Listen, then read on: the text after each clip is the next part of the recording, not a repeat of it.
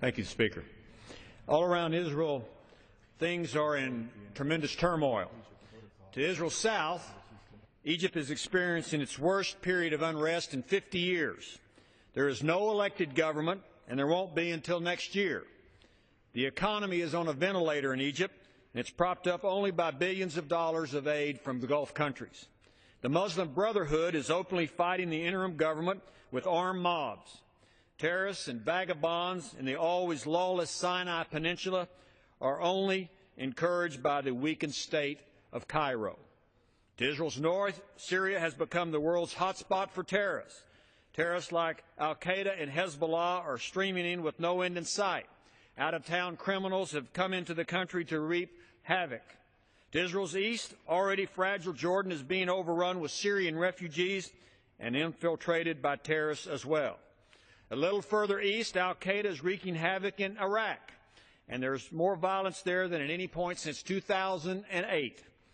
And to the far east, mischief regime of the desert, Iran, is closer than ever to obtaining a nuclear weapon that can enable it to fulfill its threat to wipe Israel off the map. When I met with Prime Minister Netanyahu 2 weeks ago, he was clear that Israel cannot accept Iran as a nuclear threshold power if Israel wants to continue to exist as a people. He called our interim deal with Iran the worst deal of the century. I agree with him. It seems that we not only gave away the farm, we gave away the mineral rights as well. We took off our best diplomatic tool, sanctions, off the table.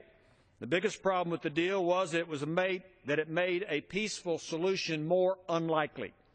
With all these threats surrounding it, we need to stand side by side, let the world know, our enemies and our friends, that we are allies of Israel.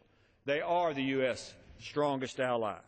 Israel is the only democracy in the region and the only one that respects human rights. It is in their national security interest and our national security interest to ensure Israel can defend itself from the ever-changing military threats.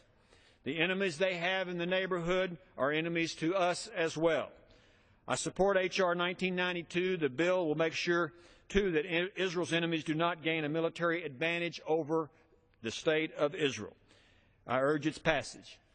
And that's just the way it is. I yield back. Gentleman from Texas yields.